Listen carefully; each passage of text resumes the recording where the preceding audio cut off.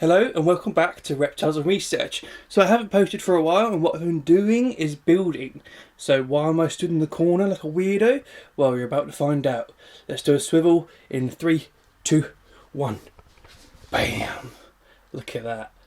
Yeah, every single animal in the collection is now in a 7-foot vivarium. There's nothing in the collection that isn't in a 7-foot vivarium. Mad. Let's have a look. So when you look through this doorway, you're seeing this.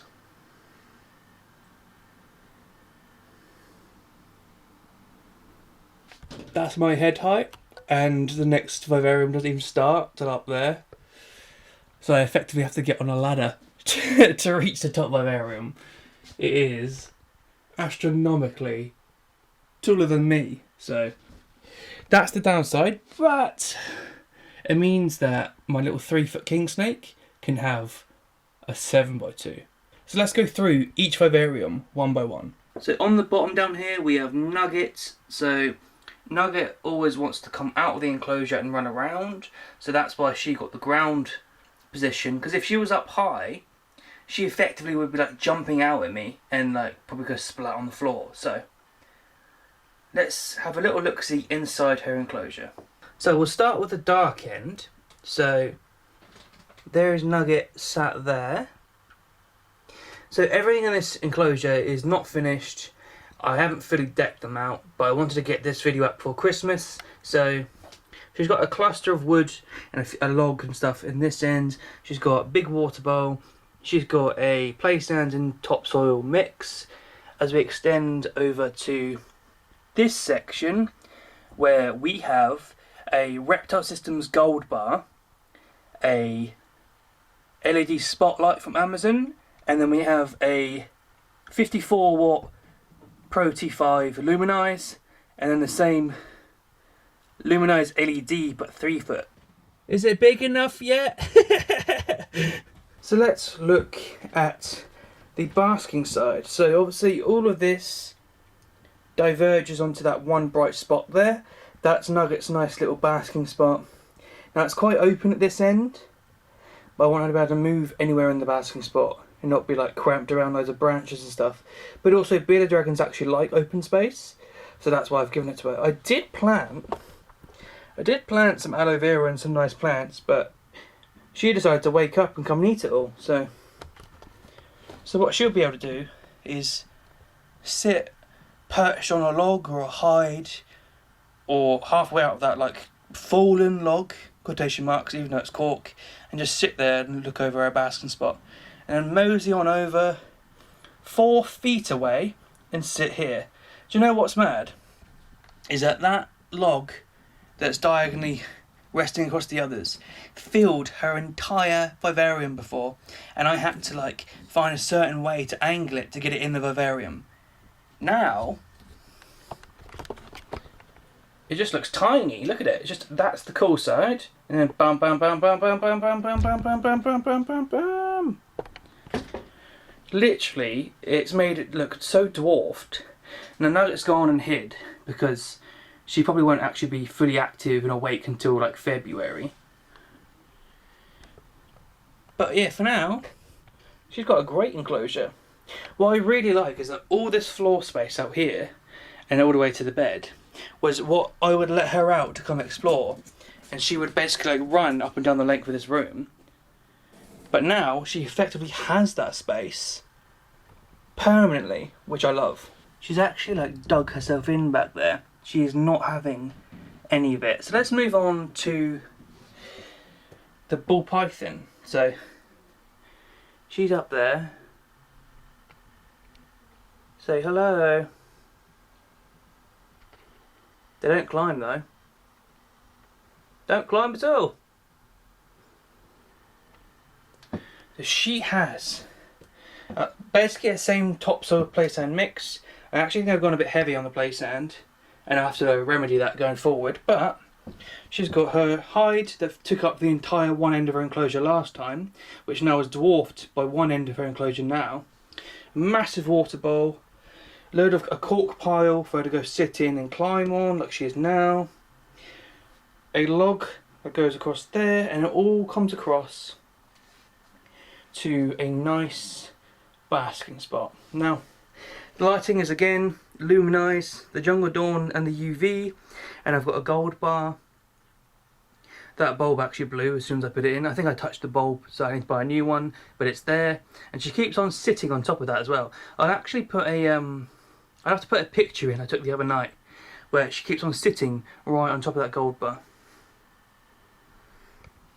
If you ever saw an ambush position in your life, look at that S. She is ready to go. She's already found a spot she wants to hunt from. She's coming towards the camera. Can we not? Hello? Yeah, she is ready to go. But they don't climb though. They don't climb. Giving her all this floor space, all these hides. Like, it goes all the way to that back corner. Like, she can go underneath it, in between, behind, on top, in a huge hide over there. But no, she's up top. Weird. I don't know why she's doing that. She's broken. But she's also got middle hide, which goes like that, and out the other side, and in connects there. I actually have left some open space, because she needs some open space just to stretch out, because she's a big girl. Like, this is 7 foot long, but she's 4.5, and she comes from like here to like near enough like here. Like, she feels it. I thought she was going to be dwarfed by it, but actually it looks like it's almost just right. Like, it doesn't look big when she's stretched out, which is crazy. Look at that. You basically just look like all the way down to the other side of the room. The fact that I actually have to like walk to the other side of the vivarium is insane. She's thinking she's going to eat this mic. You can't eat the microphone. Yeah, so she's having a great time. Alright, let's get this doors back on this girl and let's move on to the next vivarium. Okay, so these next ones up are less impressive because it's Christmas and budget. But I am foraging loads of things to put in here. These are quite shallow vivariums, so they're only 15 inches high rather than the 2 foot high like the others. So they're 7 foot long, 2 foot deep, only 15 high. But they've got a really deep bed of shavings. That's Olivia right there. Yesterday, I put her in this side and I watched her travel from one side to the other, literally in a straight line with her body out straight, and just travelled from one side to the other. I can't explain the feeling of watching your snake like travel from one side to the other, and it has to straighten its body and literally move as a straight unit along an entire vivarium to reach the other side.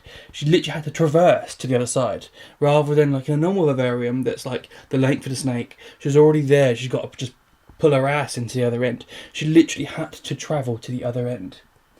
I don't know, it just felt different when I saw that. It felt like, I don't know, it felt like you're watching a snake in a zoo like go off to the other end. Like in the hobby, when we watched them like just pull their ass up to get to the other end, like it isn't the same, and it just feels completely different.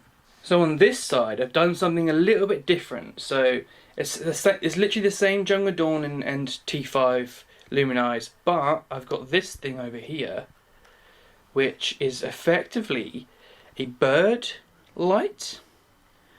And all it is 2 E27 fittings either side. And I've popped the little Exoterra daytime like heat bulbs in there, which I've not got on right now. But I've noticed with king snakes that they don't actually curl up underneath a single bulb. Instead they like move like long ways across it and almost conveyor belt like parts of their body underneath the heat bulb until they're done, and then they go away.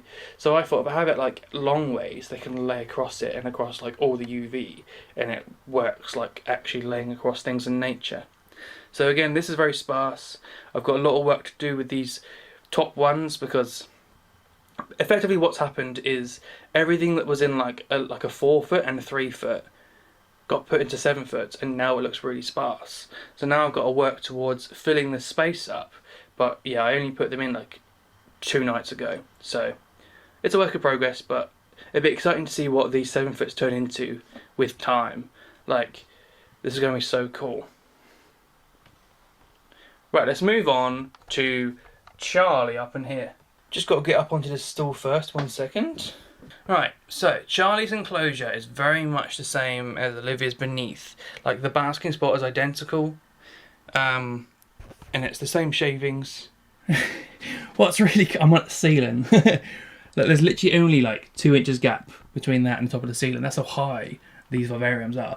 But what's really cool about Charlie and this vivarium is that he's a 3-foot king snake. He's not even like fully grown, and he's in a 7-foot vivarium. Like, how cool is that? Like, he has to travel like nearly 3 times his length to get to the other side. That's sick. But yeah, I haven't really got much in there. Again, this is everything that was in a 3-foot now transferred into a 7-foot, and it really shows. But we'll get there. We'll get there.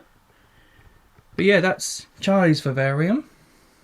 And now we've got to move on to Monty, which means I've got to hold this camera even higher. And it's getting heavy. Wait, one sec. So Monty's vivarium is got a lot more on it on this side than the others. I was tempted to split the resources between each vivarium and give some of this to the other snakes, but the problem is, like, I don't want to cross-contaminate, and they've all got different smells. So if I put like I just kept it uniform with who owns what, essentially. But this is very much the same. This microphone is against the ceiling. I can't even get the thing in there, but it's very much the same, and it goes all the way along. And he's got like a log pile in the shade. So effectively, just like, oh, there he is, hello mate. He's like, who are you, and why are you in my home? But effectively, like nature, he's got a log pile there, and if he wants to go venture out into the sun, he can. Which I think is really, really cool.